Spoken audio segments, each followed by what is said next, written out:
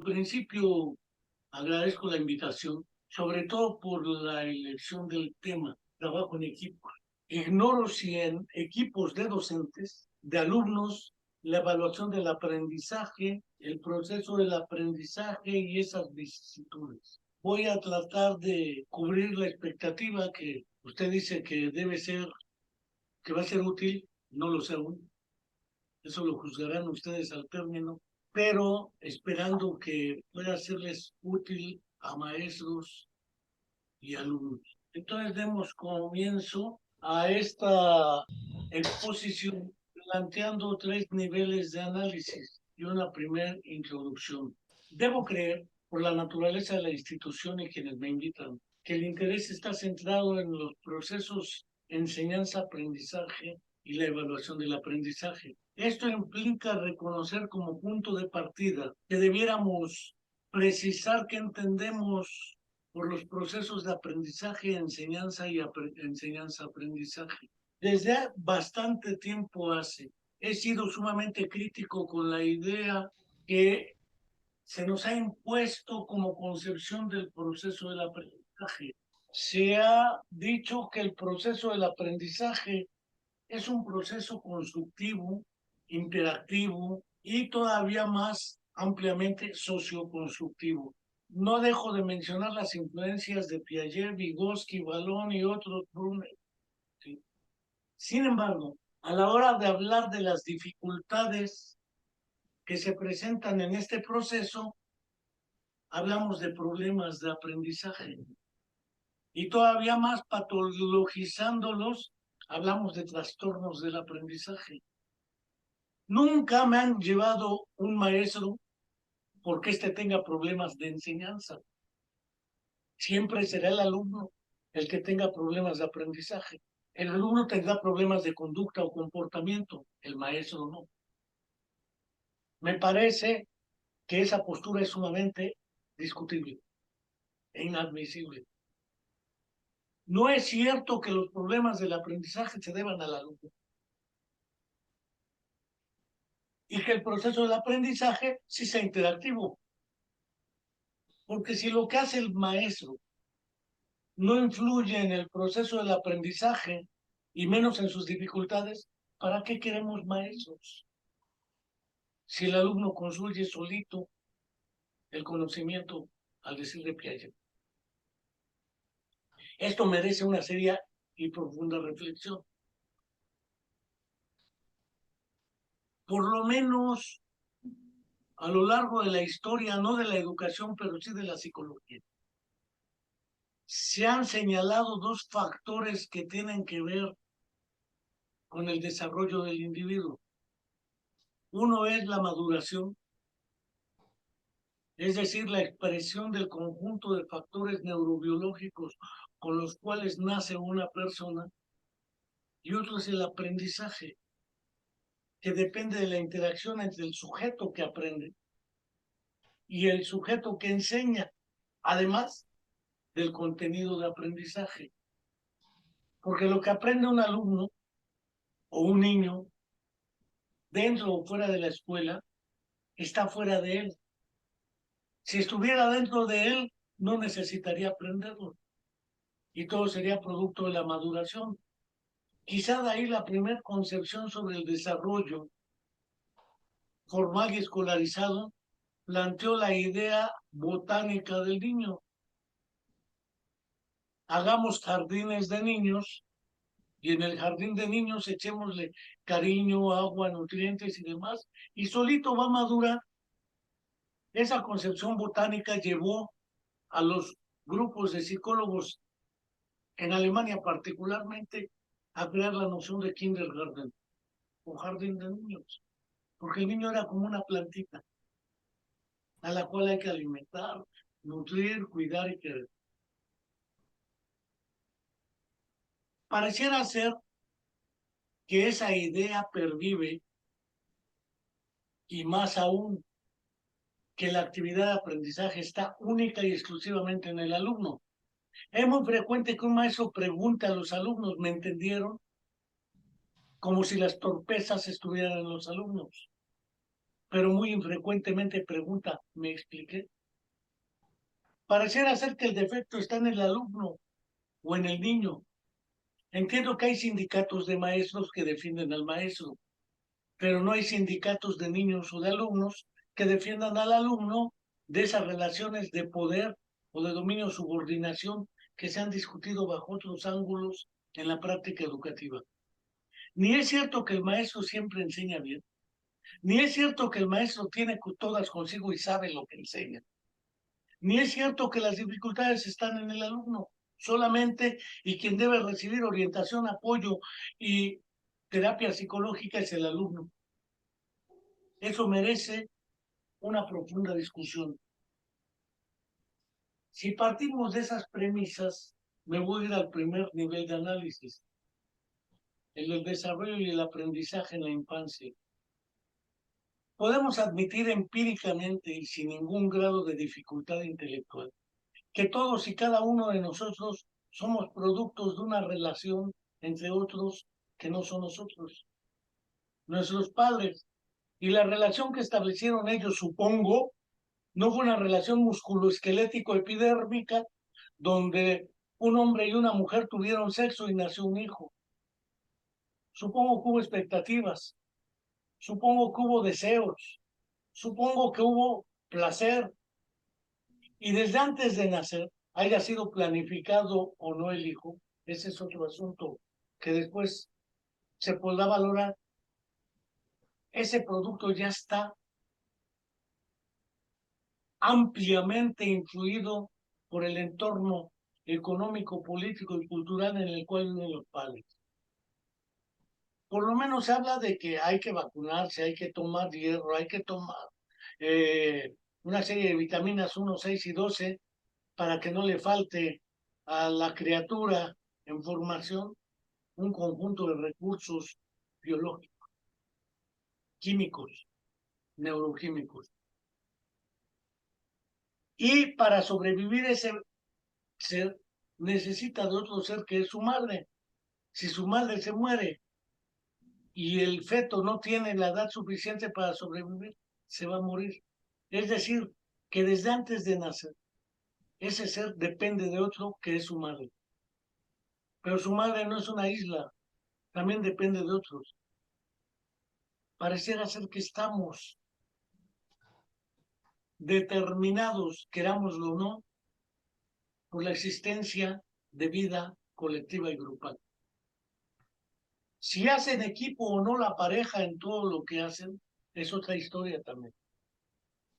Pero no cabe duda que ese niño al nacer, por lo menos necesita la ayuda de otra tercera persona. Puede ser una partera empírica en las comunidades donde se dan los partos así.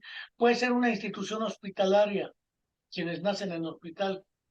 Pero el nacimiento no es una explosión que expulsa a un niño y ya. Implica la interacción por lo menos de una institución hospitalaria, procedimientos culturales, de modo tal que al nacer ya saben cómo se va a llamar el niño. Y seguramente no se va a llamar ni Mahmoud ni Ahmed porque no nació en la región de Oriente Medio. Ni se va a llamar Vikram ni Indira porque no nació en la India. Probablemente tenga un nombre condicionado social, cultural e históricamente en nuestra región.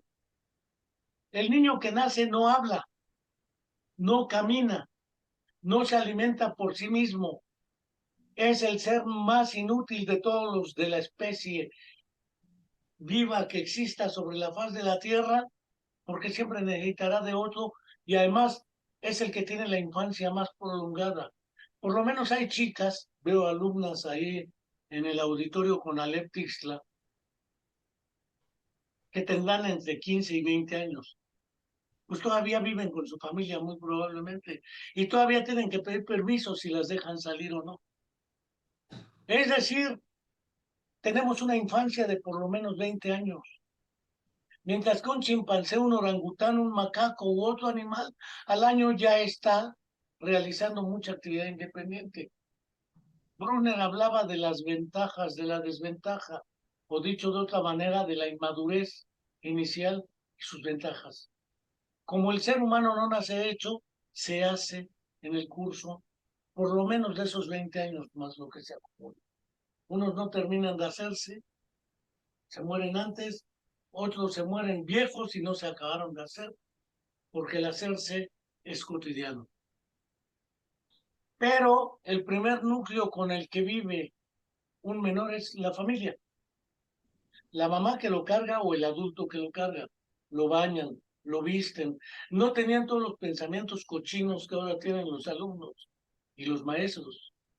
No pensaban, no imaginaban el mundo como les gustaría que fuera. Cuando nosotros nacimos, nosotros hablo de personas de más de 60 años, pensar que tuviéramos que aprender con computadoras o celulares a manejarnos en la comunicación era inviable. Nosotros todavía aprendimos letra cursiva, hacíamos caligrafía, la famosa letra manuscrita. Aprendíamos con una regla de cálculo que era una regla triangular y algunos hasta con ábaco. Ahora no, en el Internet cualquier alumno puede leer lo que guste y mande. Lo cual no quiere decir que toda la información que existe en Internet es verdadera, éticamente admisible y demostrable científicamente. Hay infinidad de basura. El problema no es la cantidad de información que hay, es los criterios para elegir cuál es la conveniente para qué. Bueno, esa infancia primera se da en el núcleo familiar, que es una existencia en grupo, con una división natural del trabajo, donde el niño o la niña aprende normas de relación y de comportamiento y empieza a salir generalmente, no siempre, del grupo familiar al grupo escolar.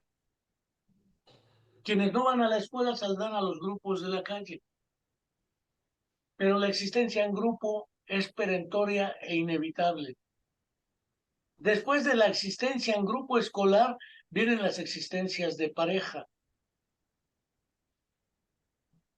donde generalmente uno no se casa con la primer novia o novia que tuvo, tiene que experimentar sexualmente, afectivamente, cognitivamente, para poder ver si la pareja les gusta o no. Nadie se conoce a primera vista, ese amor a primera vista es casi mitológico.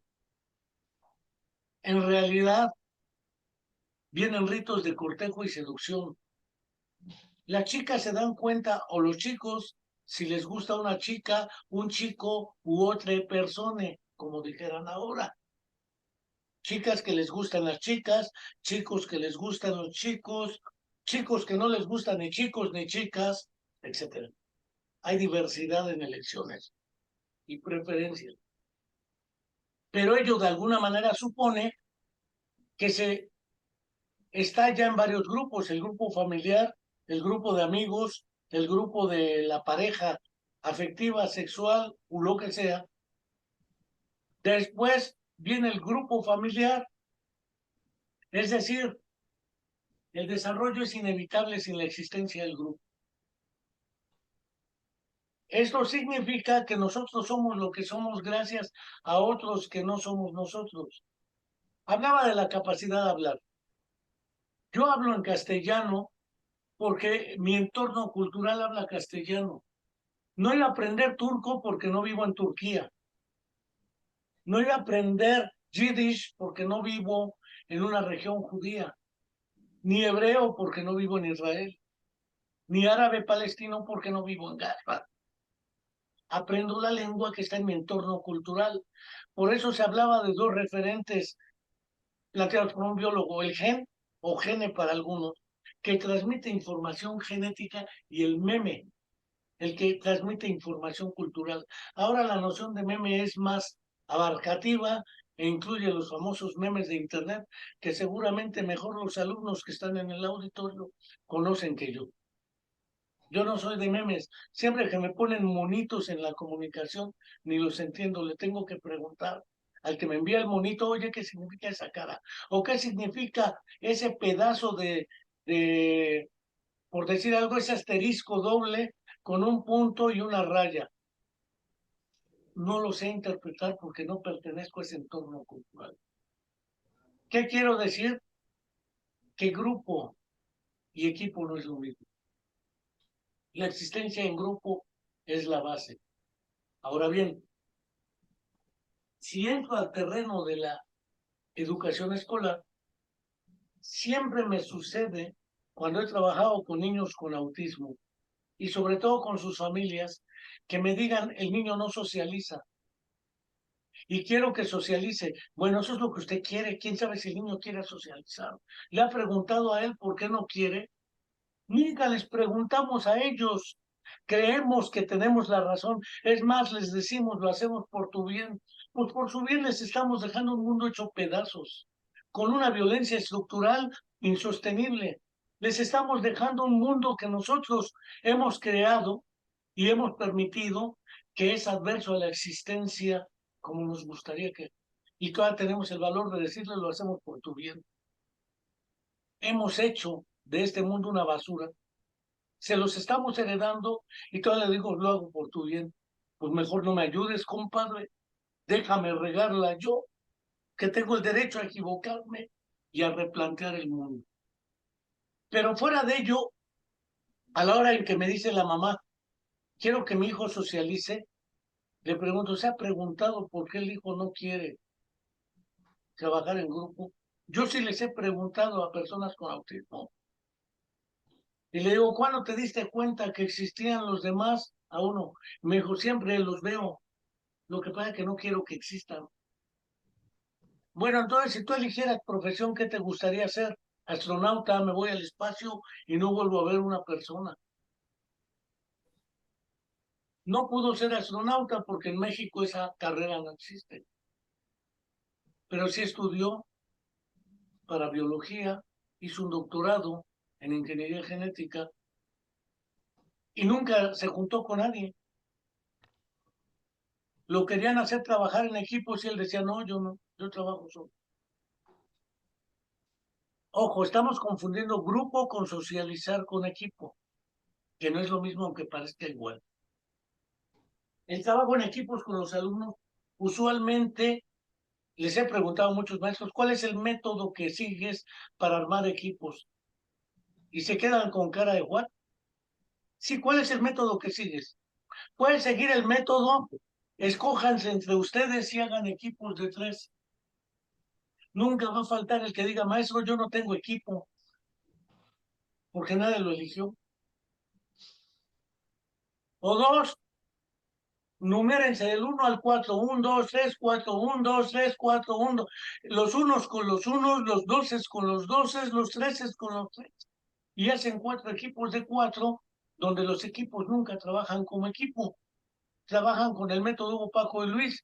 A ti te toca de la página 2 a la 15, de la 15 a la 30 al otro, y cada quien prepara su pedacito y el día de la exposición nunca trabajaron en equipo, pero se armaron equipos. Y a la hora de evaluar, evalúo el trabajo en equipo, pero la evaluación final la pongo individual. Hasta les digo, va el examen, nada más que no se vale copiar. El examen es individual, no por equipos. Por fin, pongámonos de acuerdo. ¿Por qué no dejar un examen por equipo y a domicilio?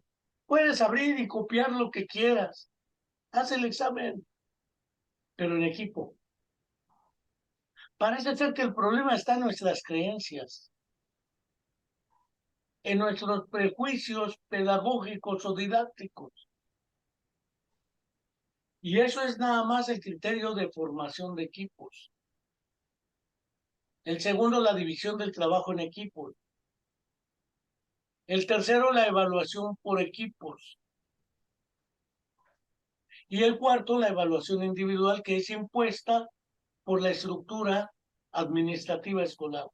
Pongo el ejemplo más clásico, el pase de lista. Hay alumnos que reprueban el año y no tienen derecho a examen por faltas. No importa si sabe o no sabe, el saber nunca se evalúa. Lo que se evalúa es que haya obedecido, dicho sí, maestro, lo que usted diga, y que haya asistido horas nalga en el salón. Pero no importa si aprendió. Por eso pasamos lista. Hasta decimos es un sistema escolarizado, no abierto. Pero el problema sigue siendo el mismo. Por lo menos en mi condición, entre el 50 y el 60, fue atacado por el virus de la polio. Del 60 al 70, viví internado en un hospital y quienes viven en el hospital no van a la escuela. Por falta reprobé tercero, cuarto y quinto. Nunca me preguntaron si sabía. Pero cuando iba a entrar una camilla a la escuela, conozco el CONALEP de Tixtla. Quiero ver si entra una silla de ruedas a todos los espacios y una camilla. Ahora, que un alumno esté en la lista no quiere decir que aprenda tampoco. ¿Qué sentido tiene el pase de lista entonces, si no es el del control? Bueno, lo que estoy planteando puede ser sumamente crítico y discutible. A muchos de los alumnos les puede gustar lo que estoy diciendo porque ellos quisieran que no les pasen nada. Ellos quisieran que les dejaran el trabajo en grupo a domicilio. Yo dejaba exámenes en la Facultad de Psicología a domicilio y los reprobaban, palabra o no.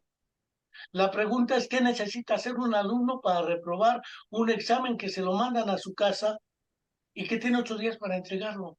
Puede copiar de donde quiera y lo reprueban. ¿Cómo le hace un alumno para reprobar un examen así? Y los alumnos me decían, es que el examen no es un examen de opción múltiple o de confusión múltiple, no es un examen impreso. El problema de la evaluación del aprendizaje es el otro problema del trabajo en equipo. Hasta aquí esbozo un segundo problema. El primer problema es el desarrollo personal en grupo. El grupo puede tener varios equipos. Por ejemplo, el equipo del papá y la mamá. Aparece el rol de hermanos, que no es el mismo. He visto parejas que se divorcian y entonces el hijo quiere pelearse con el papá y les he dicho, espérate, los que se divorciaron son tu papá y tu mamá, no tú y tu papá. La bronca de tu papá y tu mamá no la vas a resolver tú, es su bronca, no es tuya. Tú no decidiste que se casaran y que se llevaran como perros y gatos. Eso son de ellos. Hay que saber diferenciar lo que sí nos pertenece de lo que no nos pertenece. Esos son los roles. Y ahí es donde se empiezan a armar los grupos. No el trabajo colectivo en una comunidad, por ejemplo. Cuando se hizo la policía comunitaria que alcanzó hasta Tixla, recuerdo, se armaron grupos de dos tipos. La propia policía comunitaria y los que vigilaban el sistema de reeducación de los que aprendían. No voy a hablar de los conflictos que se dieron, pero tengo claro que el fenómeno de la existencia en grupos y en comunidades demanda ciertas formas de comportamiento y de control colectivo, que no dependen formalmente de las normas, sino dependen de usos y costumbres. Eso en Tixla puede ser más claro que en otras regiones de por acá, de Cuernavaca o de la Ciudad de México. Hablar del trabajo en equipo implica hablar por lo menos de 3 requisitos mínimos. El primero, el objetivo. ¿Cuál es el objetivo de trabajar en equipo? 2, el programa de actividades y tareas a realizar. ¿Qué tareas y qué actividades deben realizarse para alcanzar el objetivo? Y 3, la división del trabajo. ¿Quién hace qué? Lo real es que nunca trabajan en bola. Si se dividen el trabajo y tienen claro el propósito, en un equipo de alumnos, por ejemplo, puede haber un alumno que sea buen orador, pues que les ponga, pues es el bueno para hablar. Y a un alumno nerd o alumna nerd que es muy buena para hacer los esquemas, apuntes, y presentaciones, pues que lo haga. El objetivo es hacer una buena presentación, porque luego cuando exponen los equipos, nadie los pela. Nadie los pela porque el que está leyendo, estamos acostumbrados a usar la presentación, y si ese día se descompuso el cañón o se fue la luz, ya no hubo exposición, porque dependemos y nos esclavizamos del equipo tecnológico y del PowerPoint. Pero si tenemos claras las ideas, nos sería más fácil ayudar a la exposición. ¿Cómo se evalúa una exposición? Es un problema tan gordo como el problema de cómo se evalúa un ensayo. Cuando los maestros piden ensayos o escritos a los alumnos, inusualmente les explican qué es un ensayo, cómo se estructura un ensayo, cómo surge en la historia de la literatura el estilo literario del ensayo, por qué tuvo que ver con un filósofo como Montaigne, cuál es la extensión de un ensayo. Un ensayo puede tener 10 o 9, o 7 o 6. No, porque el ensayo es el ejercicio libre del pensamiento. Si un alumno escribe sus ideas y sus pensamientos en un ensayo sin fusilárselo con ChatGPT, podemos entonces ver que el ensayo no se puede evaluar numéricamente. Pues se pueden discutir las ideas que sustenta el ensayo, pero los maestros tenemos sobre nuestra cabeza y sobre nuestros hombros las exigencias de la institución. No digo el CONALEP de Textla, digo el CONALEP en general y la educación media superior en el país. Tienen que entregar calificación individual, tienen que entregar avances, evidencias de asistencia, el portafolio de evidencias cuando estaba de moda. Es decir, pareciera ser que el maestro trabaja más horas fuera de la escuela que dentro de la escuela. Preparar clase, evaluar trabajos, preparar exámenes, etcétera. Y ya no digo los alumnos. El problema del trabajo en equipos, entonces, es un problema, según mi opinión, y subrayo, según mi opinión, lo cual no es necesariamente la verdad, metodológico y teórico. ¿Qué sentido tiene trabajar qué contenidos curriculares en equipo? Lo mismo pasa con los maestros cuando hacen los consejos técnicos escolares o como le llamen en el CONALEP. El director llega, convoca la primera reunión anual y presenta, el director o la directora, para el caso es lo mismo, el proyecto anual de trabajo, el proyecto de desarrollo o el proyecto escolar. Si él ya hizo el proyecto escolar, ¿para qué convoca a equipo de trabajo de maestros? Pues nada más que les diga, maestros, este es el proyecto escolar, es decir, es mi proyecto de director. No es el proyecto de la escuela, porque no los consulté. Así como los maestros no consultan a los alumnos, los directivos no consultan a los maestros. Y si los consultan como los partidos políticos a la hora de tomar decisiones en las cámaras de diputados, no toman en cuenta lo que consultaron y deciden de acuerdo a sus intereses de grupo. No es una novedad lo que les estoy contando. El proyecto escolar, además, les dicen, porque lo he visto, haga una evaluación del trabajo del año anterior y empiezan con la evaluación. Si el año pasado ya hicieron la evaluación, ¿para qué carajos vuelven a hacer otra evaluación?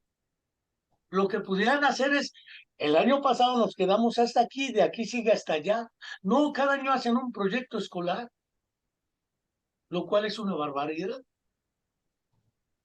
El problema de trabajar en equipo, docentes o de docentes, es el mismo problema que trabajar en equipos de alumnos. Metodológicamente, ¿qué sí se puede trabajar en equipos y qué no? Dos, ¿cuáles son los objetivos de ese trabajo en equipos y cuáles son los objetivos de cada uno de los equipos? Tres, ¿cuáles son las actividades y tareas que realizan Y 4, la división del trabajo.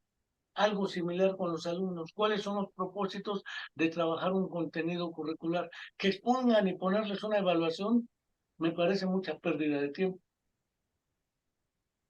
Es que los alumnos, entre ellos, puedan construir explicaciones o por lo menos tentativas de explicaciones ante problemas reales. Voy a plantear 2 problemas que se pueden trabajar en equipo. La famosa violencia de género. ¿Qué es esa cosa llamada violencia de género? Indudablemente implica que ya las chicas no pueden salir a la calle tan libre y campantemente porque se exponen a una violencia que las rebasa. Eso es solamente la violencia estructural de género. No, las mamás que se agarran a malazos o los papás, para el caso es lo mismo a los hijos. Es la violencia también estructural hacia el menor de edad, el cual está indefenso. O 2, la de los hijos a los abuelos ya ancianos sin demenciación. Hay fenómenos que permiten comprender y explicar ese suceso. Uno de ellos es el del síndrome de Burnout, el cansancio o agotamiento psicológico y emocional que tienen los familiares cuidadores primarios de un enfermo crónico, que además va de picada y que además se pone bien difícil, que no pela el tratamiento que no se quiere tomar la medicina, que te dice te callas porque soy tu madre y aquí decido lo que se hace, aunque ya no puede decidir. No está fácil la tarea. Y sin embargo, esa violencia tampoco se ve. No hablo de la violencia política y de la violencia criminal, llamémosle así, o delincuencial. ¿Eso se puede trabajar en equipo? Sí. ¿Qué se puede trabajar en equipos? ¿Cuáles consideran ustedes que son las causas de la violencia? El machismo, se ha dicho. El patriarcado, se ha dicho. La incapacidad de los gobiernos, no importa el partido que sea, para asegurar la paz y la justicia. Nadie cree en los poderes judiciales. Si una chica la viola, no va y denuncia. O inusualmente lo hace, porque si va y denuncia, no, tienes que pasar con el médico legista y que te revise ahí a ver si te violaron. La vuelven a violar. Con esas técnicas, cualquiera no denuncia. Aparte del contexto cultural, ¿quién va a querer a una chica ya violada o violentada? El problema entonces de la violencia estructural y de género es un problema que se puede trabajar y discutir en equipos y que colectivamente entre los jóvenes pueden discutir no solamente sus causas, cómo consideran ellos que pudiera enfrentarse. Porque lo cómodo siempre es decir es el gobierno, es la policía, es la escuela, es la familia, pero nunca soy yo. ¿Qué tanto contribuyo yo con ese fenómeno? ¿Qué debo hacer conmigo mismo para aportar a ese cambio? Todo ello se puede discutir en equipo, sí. Se puede elaborar un documento donde las conclusiones y las premisas explicativas sean discutidas por todos, sí, aunque lo escriba uno solo. Porque escribir entre 4 no se puede de verdad. Júntense 4 a escribir y van a ver si pueden. Uno se lee el documento escrito entre todos, se le hacen las observaciones y se corrige. Eso es trabajo en equipo. Yo no sé si, por ejemplo, no me voy a meter con el CONALEP de Tixla, pero si todo lo que he planteado se parece a cómo opera la dirección y la institución, porque además encima de la directora, es decir, sobre su espalda, tiene la losa de la institución y las normas institucionales. Si ella no las cubre, la responsable institucional es ella, no los maestros. De la misma manera, en cascada, las relaciones de dominio o subordinación van de arriba abajo. no de abajo arriba. De supervisores y autoridades a los directores, de directores a maestros, de maestros a alumnos y hacia abajo. Es una concepción que tiende a imponer relaciones de dominio, subordinación y de control del comportamiento. Y el trabajo en equipos queda nada más como coartada. Hasta aquí he planteado un segundo nivel de análisis escolar que implica principios pedagógicos, qué contenidos curriculares se pueden trabajar en equipo, qué actividades escolares. Porque eso sí, se hace en una kermés, ya sé quiénes echan todo el trabajo, los maestros y los alumnos. Preparar kermeses, fiestas y eso, y más en primaria, pues es doble trabajo para los maestros. Trabajo no pagado. No estoy ahorita hablando sindicalmente, pero es un problema, indudablemente, de derechos y de condiciones de trabajo. Así como hablamos de condiciones de trabajo, hablamos de ambientes de aprendizaje. Si a los alumnos les preguntásemos qué ambientes de aprendizaje les gustan más, podríamos establecer una negociación, lo que César Coll denominaba la negociación de significados o de conocimientos compartidos. ¿Sí? Solamente una pregunta clásica para la reflexión. El grupo de resistencia palestino jamás se metió a Israel, mató a una cantidad de personas en un kibutz, secuestró otros tantos cientos, Israel bombardea Gaza y Cisjordania y mata como 20,000 hasta ahora. Si uno le pregunta a la gente, ¿qué opinas de ello? Implica ir a estudiar la historia de la región, por lo menos un poquito antes de Roma. Porque en el primer mapa romano aparece el nombre Palestina y Judea, aparecen los dos. Pero si no sabemos historia, pues opinamos nada con lo que nos dice la televisión. Es que los terroristas atacaron a Israel, tiene derecho a defenderse. No prejuzgo ahorita quién tenga la razón. ¿Ese es un tema a discutir relevante? Sí. Viene un huracán que en 5 horas se convierte en Otis, era tormenta. La primera vez que ocurre un huracán en Guerrero 5, platiqué con gente de Acapulco que me decía, yo viví Paulina, por ejemplo, y no lo vi de este calibre. Esto nos ha devastado. Hablo de Acapulco nada más. Toda la oposición dice que la culpa es de AMLO y de la gobernadora. Que AMLO no fue, que sí fue, que si debieron haber avisado, que si no debieron haber avisado. Pura opinión. ¿Por qué siempre que hay huracanes de esa 4 o 5, los afectados son la población? ¿Por qué? Terremotos, violencia estructural. La mayoría de las víctimas están de un lado, no del otro. ¿Por qué? Eso implica reflexionar no solo historia, sino también sociología, economía y política contemporánea. Son materias que en un CONALEP sí se llevan, o contenidos curriculares que se llevan. El uso de las tecnologías y la comunicación.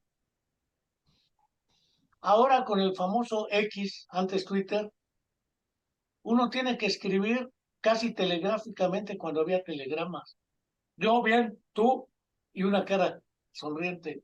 Ya con eso dijo todo. Entre menos escriba y hable uno, ya está dicho todo. ¿Y se entienden? El problema sigue siendo el contenido curricular, comunicación oral y escrita. ¿Se puede aprovechar cualquier recurso? Sí. Aparte, un CONALEP seguramente tiene una actividad profesional a formar X. Por ejemplo, voy a mencionar dos que existen acá en Morelos. Una se llama gastronomía, o lo que sea chef, y salen chefs con cierto nivel, y además puede ser considerado bachillerato por si alguien quiere seguir la educación superior en una carrera universitaria, que por lo demás la Autónoma de Guerrero tiene buen nivel de distribución geográfica, a diferencia de otras universidades. Tiene un chorro de escuelas por todos lados la Autónoma de Guerrero. Creo que es del país las que más regiones cubre. Y prepas, ya ni digo, tiene 1,000, 8,000. Que si es el mejor nivel, se puede discutir. Que si está mejor que el CONALEP, si quieres, se puede discutir también. O las prepas abiertas de la SEP, o CEBET y CEBETAS. Lo real es que los jóvenes quieren prepararse para no acabar en la miseria o morir en el intento.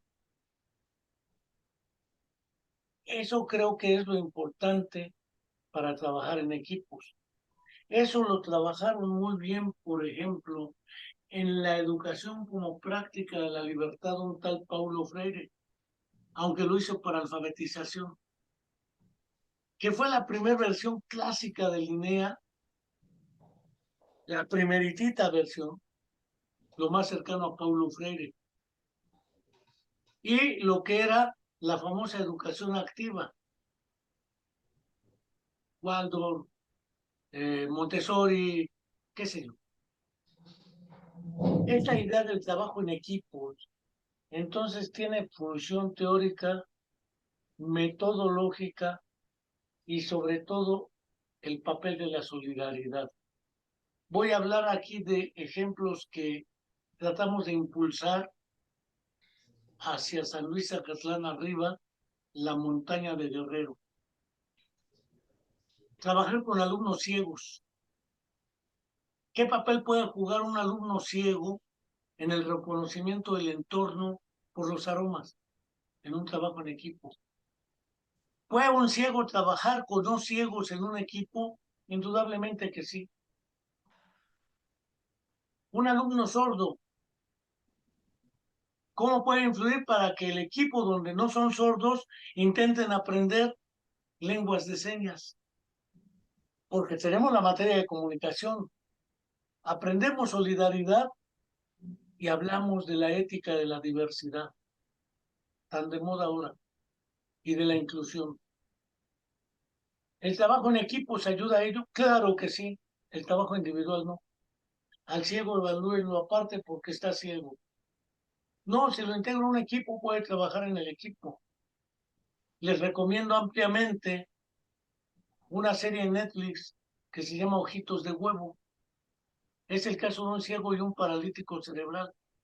Nada lastimero y muy interesante sobre las actitudes que tenemos hacia las personas con discapacidad. Esto significa que el trabajo en equipo no solamente es un problema teórico o metodológico, es también una elección ética y formativa en sentido amplio. El trabajo en equipos ayuda a ello. El problema sigue siendo el metodológico. ¿Cómo y cuándo formar equipos? ¿Cuáles son los criterios de armar un equipo? Generalmente armamos equipos de buenos con buenos, malos con malos, y puede ser a la inversa, combinar de todo para poder ayudar entre ellos a lo que es el apoyo horizontal. El trabajo en equipos es inevitable. Habrá gente como algunas personas con autismo o con síndrome de Asperger que no quieran trabajar y no puedan trabajar en equipo porque les genera mucho conflicto. Que no trabajen ellos en equipo, pero serán los casos más excepcionales.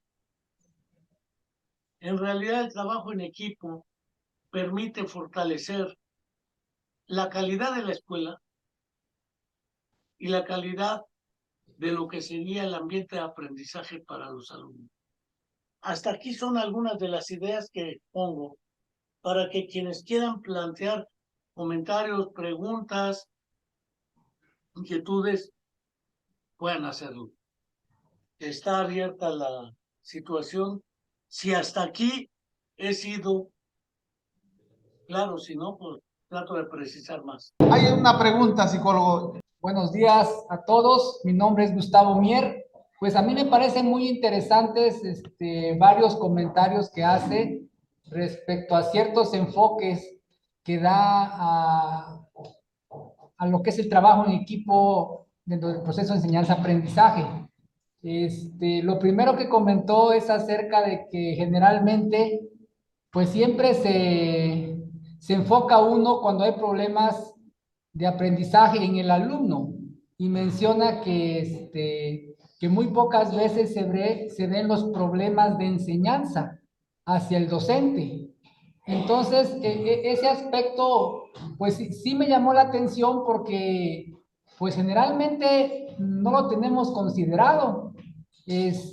Normalmente, pues hay cursos también de capacitación para los maestros, para que pues ellos también vayan, ahora sí que conociendo nuevas estrategias de enseñanza. En CONALEP, por ejemplo, es una institución que se caracteriza porque pues la mayoría de sus docentes, y hablo de manera a nivel nacional, pues tienen trabajos en otros tipos de instituciones o empresas y vienen a CONALEP a impartir pues algunas horas en lo que es el proceso de enseñanza-aprendizaje. Entonces muchos de ellos no tienen la formación docente o la formación pedagógica.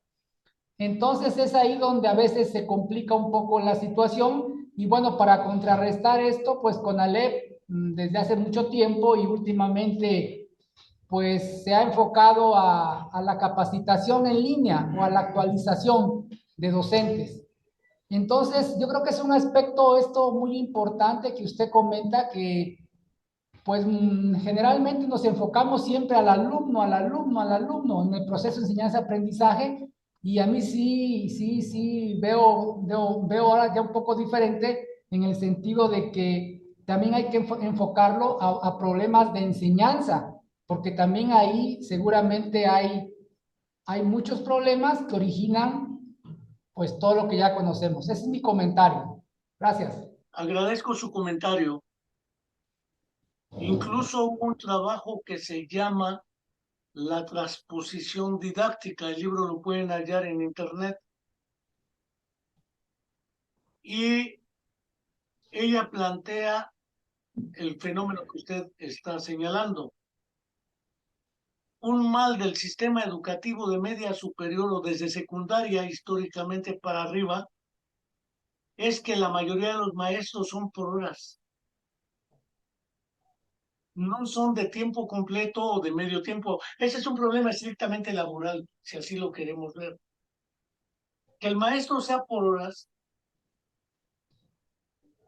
es porque el programa está armado por asignaturas.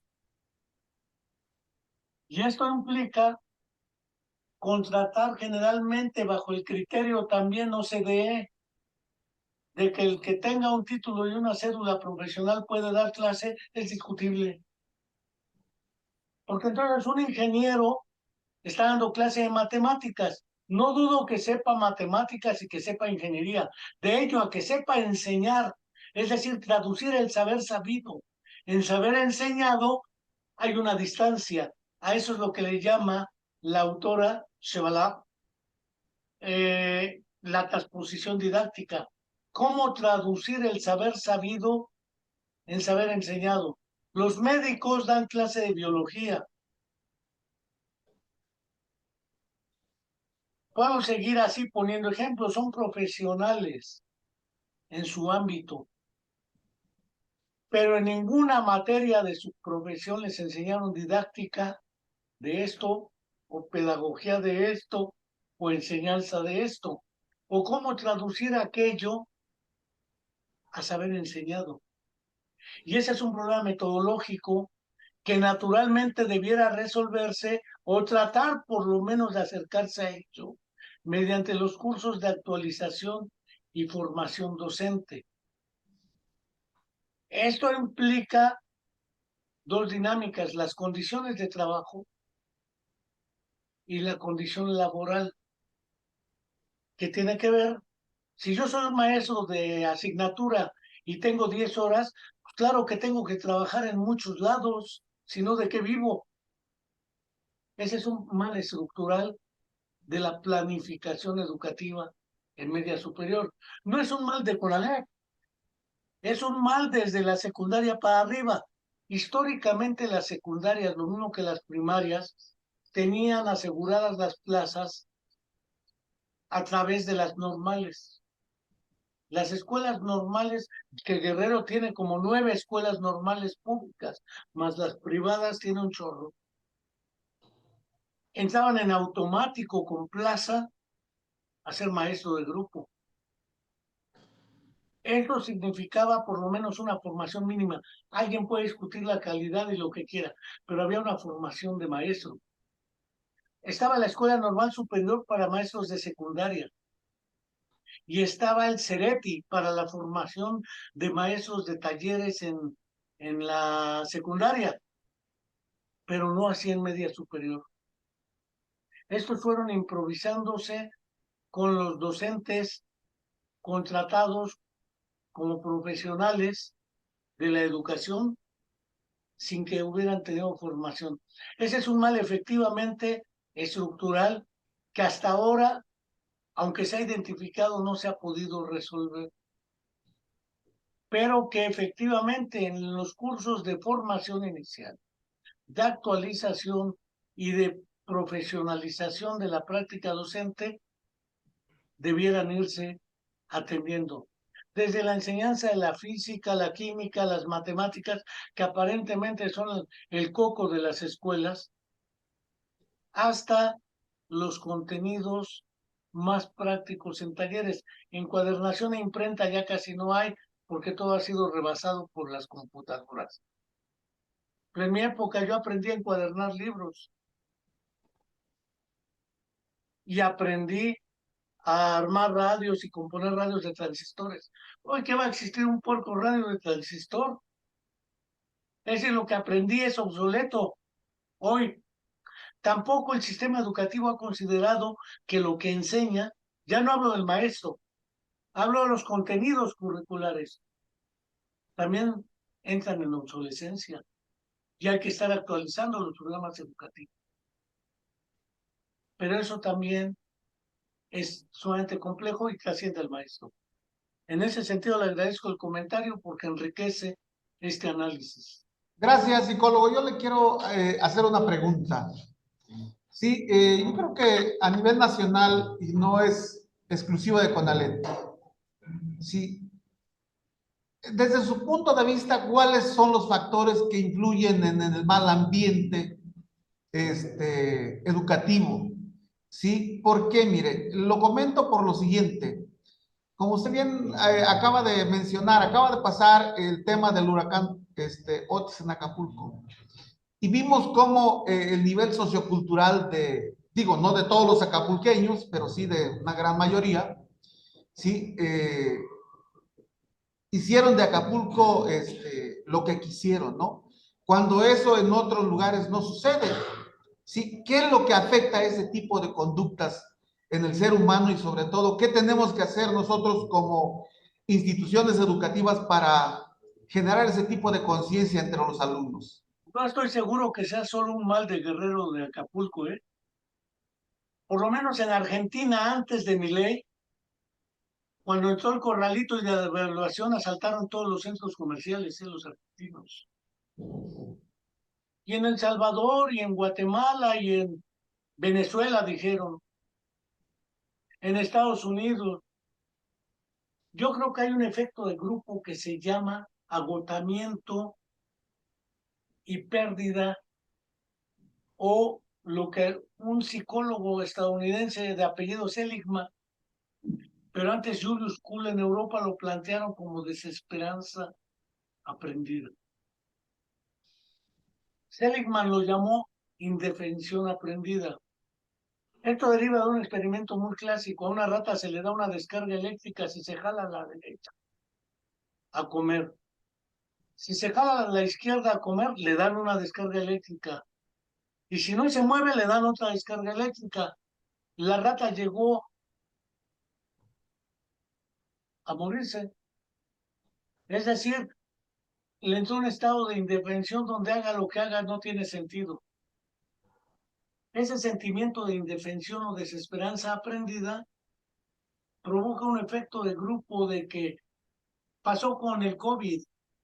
Ustedes recordarán, hacia febrero o marzo del 2020 la gente se acabó el papel de baño en los centros comerciales.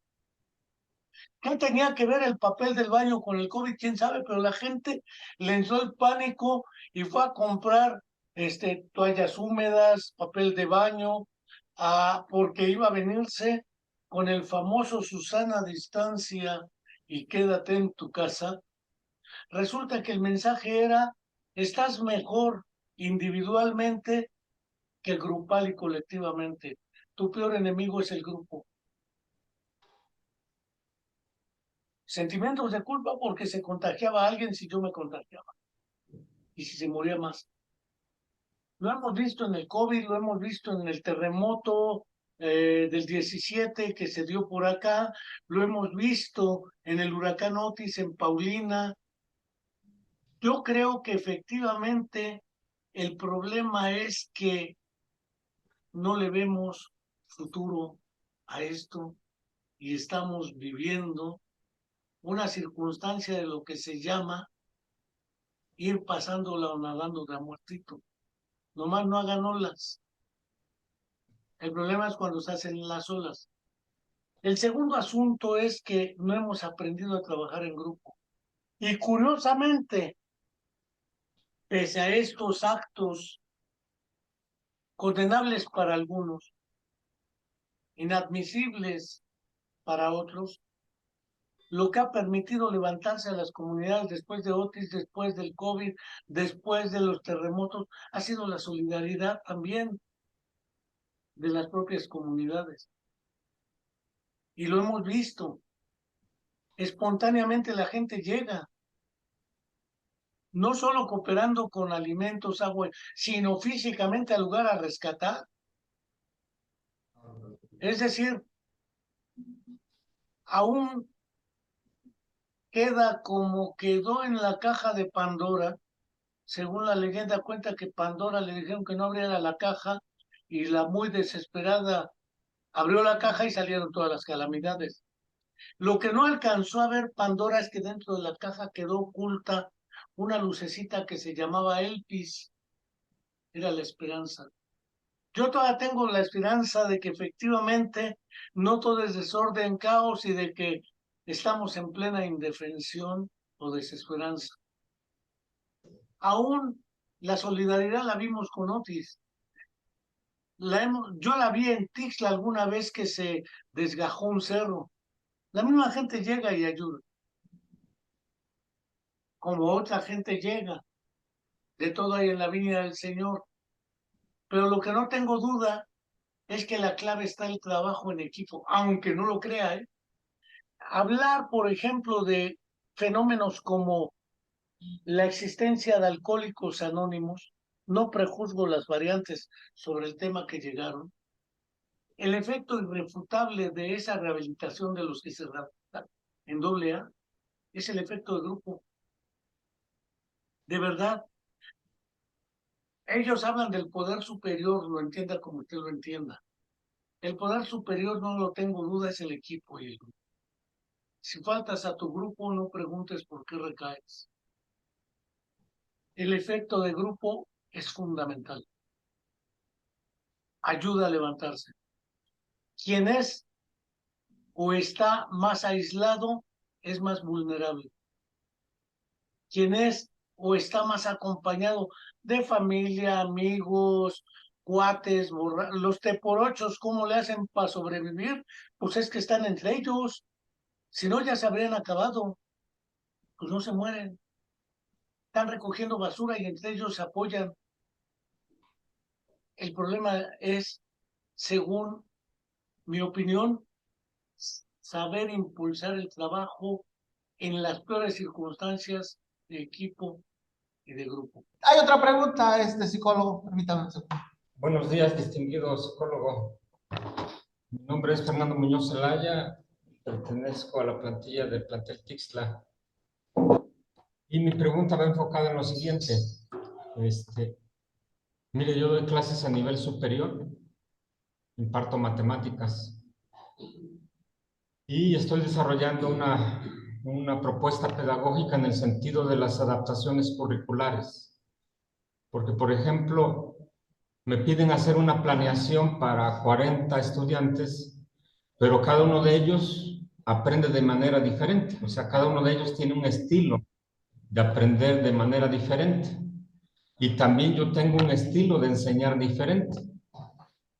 El primer obstáculo que me he encontrado en desarrollar esta propuesta pedagógica es el tercero constitucional, que me dice que el Estado es el único que puede diseñar, el único que puede manipular los currículums impartidos en las escuelas públicas y privadas. Y así lo menciona. Ahora, mi pregunta sería, ¿cree usted que de acuerdo a los trastornos del aprendizaje, como es la dislexia, la discalculia, la disgrafía, podamos los maestros dominar la educación especial en México? ¿Por qué? Porque veo, y es observación para la gente de CONALEP Nacional, o sea, si el problema es estar contratando doctores, abogados, arquitectos para que impartan horas en el CONALEP, ¿por qué no contratar a gente que ya tenga la pedagogía?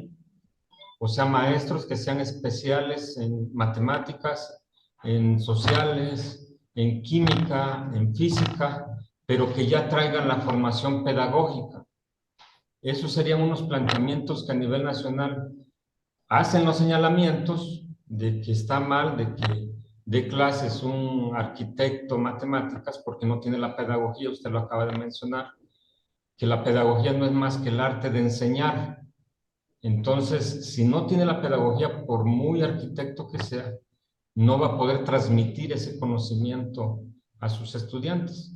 Entonces, ¿por qué no manejar las políticas públicas educativas de CONALEP Nacional para que bajen hasta los planteles? En el sentido de que, aunque exista un sindicato, se deben de acatar unas normas de contratación para los nuevos docentes en CONALEP que ya tengan la formación docente, que ya tengan la pedagogía, sí, la enseñanza de un quehacer ideológico prudente.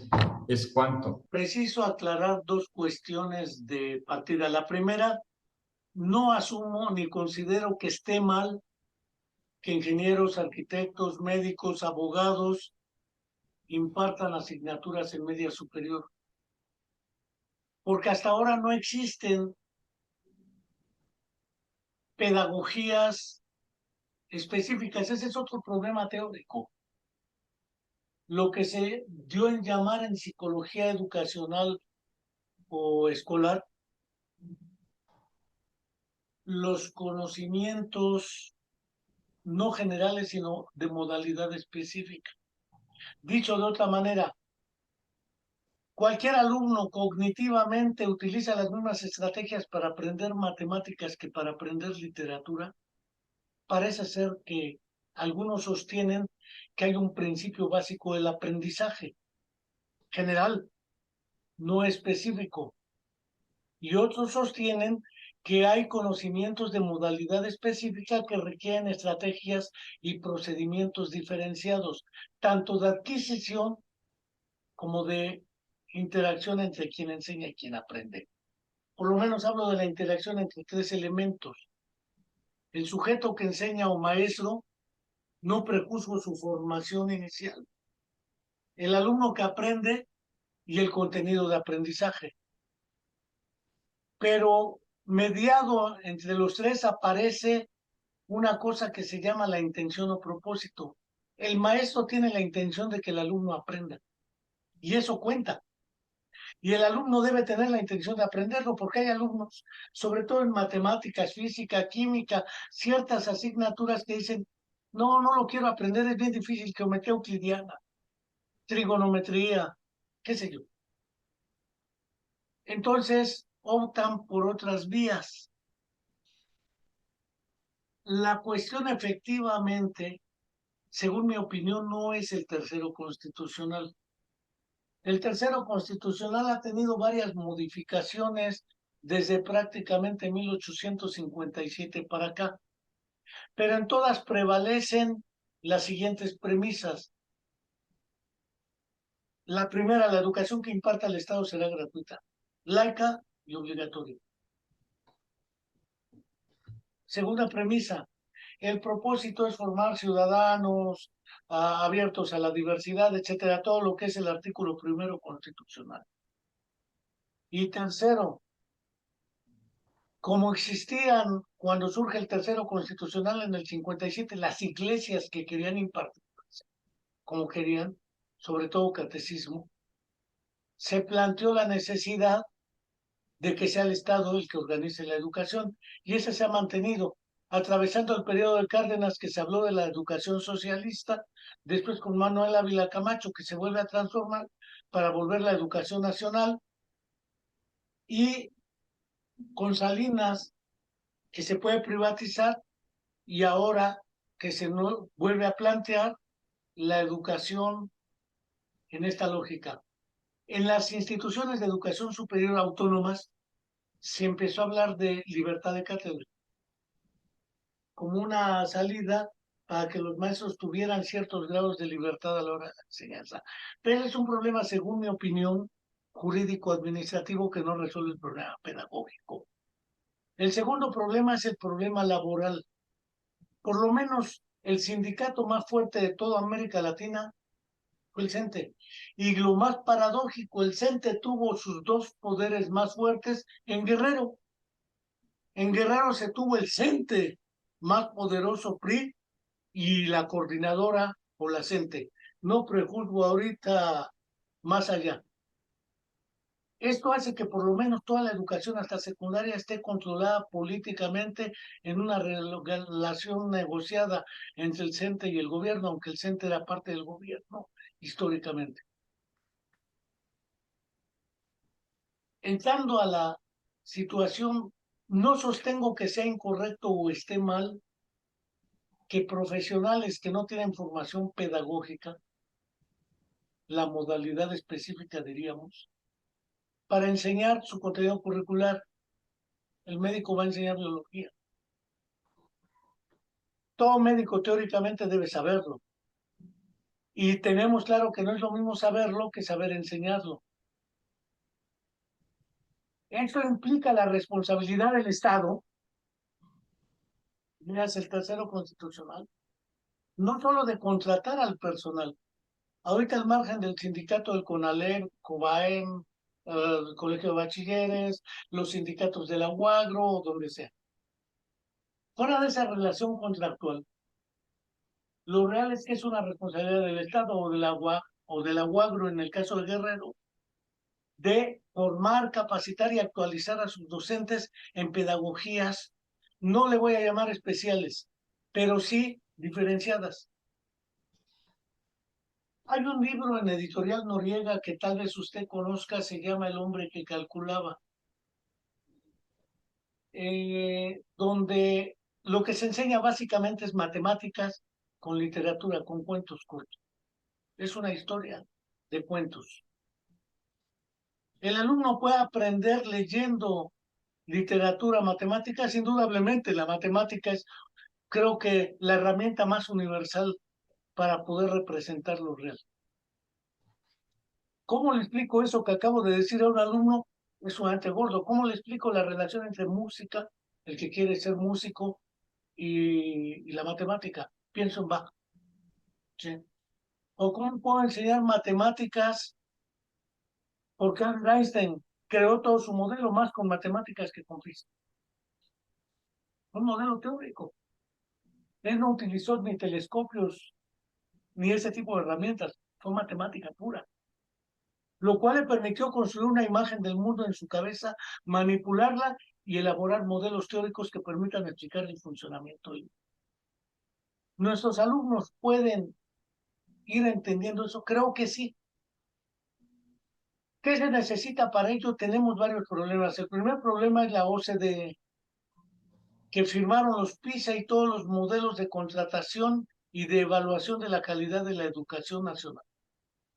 Entre más maestros con título y cédula tengo mejor calidad educativa. Ese es un mito estadístico, porque la estadística nos da promedios. Pensar en economía, el Producto Interno Bruto, que es una representación matemática de la riqueza del país. Sí, que si yo tengo una cantidad N de dólares y esa cantidad la distribuyo entre 120 millones de habitantes y toca de $30 per cápita, quiere decir que tenemos buen nivel de vida, estamos en vías de desarrollo. Pero resulta que a la hora de la verdad, de esos dólares que distribuyo estadísticamente, no le tocan a la gente en realidad.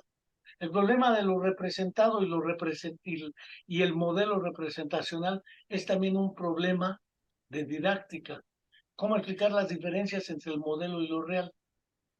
Eso puede ser subsanado mediante estrategias, evidentemente, de formación y actualización profesional, no tengo duda de ello. No existen en México ni en América Latina país alguno que tenga maestros formados en modalidad específica. La Universidad Autónoma de Morelos, lo mismo que la de Guerrero, creo, tienen una licenciatura y una maestría en enseñanza de las matemáticas. La UNAM también la tiene, el POLI también la tiene. Pero habrá licenciatura, hay enseñanzas de la lengua, del inglés, francés, demás, enseñanza de la literatura y en filosofías. Pero todas las modalidades específicas no cubrirían la demanda nacional. Este es otro problema de que la educación en México, aunque nos digan lo mismo que en muchos países de América Latina, no está controlada por la Secretaría de Educación, está controlada por la Secretaría de Hacienda, que es la que autoriza los presupuestos para la educación. Si el CONALEP decidiera subirles el salario el 30% a ustedes, la SEP le va a decir que no, no porque la SEP diga que no, porque Hacienda no le autoriza. Lo real es que los sistemas educativos están dirigidos desde las Secretarías de Economía o de Hacienda. La única solución, y no es a corto o inmediato plazo, es la reorganización del modelo de desarrollo. No la eliminación de los maestros de asignatura, sino que se les pague con dignidad. Que se les asignen horarios no solamente frente al grupo, que se les asignen horarios con tiempos para prepararse, comprar libros, actualizarse, tomar cursos, evaluar alumnos, preparar las clases, etcétera. ¿Sí me explico? Mejores condiciones de trabajo y salariales, pero eso depende de Hacienda, no de educación. Yo creo que el problema no es el tercero constitucional, es el modelo económico de desarrollo que tenemos. Y la política lo que tiende es a sostenerlo. Eso tiene resolución corta y fácil, no. Yo creo que usted y el primer maestro que habló antes, Antonio Cristóbal, están planteando la pregunta de los 330,000 millones de pesos del concurso de a ver quién los gana. Está bien complicada la solución del problema en un solo país. Eso es lo otro. Que la relación cercana con las grandes potencias nos obliga a ciertas relaciones también de dominio subordinación estructural. El problema es complejo, no irresoluble, pero no creo que sea soluble en el corto plazo. Y es algo de lo que le pasó, a mi entender, a la 4T y a AMLO. Prometer mucho en poco tiempo. Vamos a resolver el problema de lo de Ayotzinapa antes de que termine. Tenemos 5 años y no está clara ni la verdad, ni la justicia, y ya murieron varios padres de los de Ayotzinapa y no está claro. Tenemos el problema de la violencia estructural, que dijeron que iba, dice los candidatos, con nosotros bajó el 50%. Pues sí, pero según sus datos, la gente tiene otros datos. No en que esté en contra del gobierno de la 4T, o que aspire a que regrese el PRI y el PAN, pues ya vimos lo que es su historia durante mucho tiempo. El problema es que esto trasciende esas coyunturas electorales. Si no hay un proyecto de nación, está bien complejo. de resolverse. Creo que sí estamos ante un problema sumamente agudo y sumamente complejo. No creo que sea irresoluble, pero es a más mediano plazo y avanzando por pasos, porque no veo de otra. El CONALEP particularmente debe reestructurar todo su programa de formación y actualización del personal. Sí. El sistema de salarios y de condiciones de trabajo debe mejorar. Sí.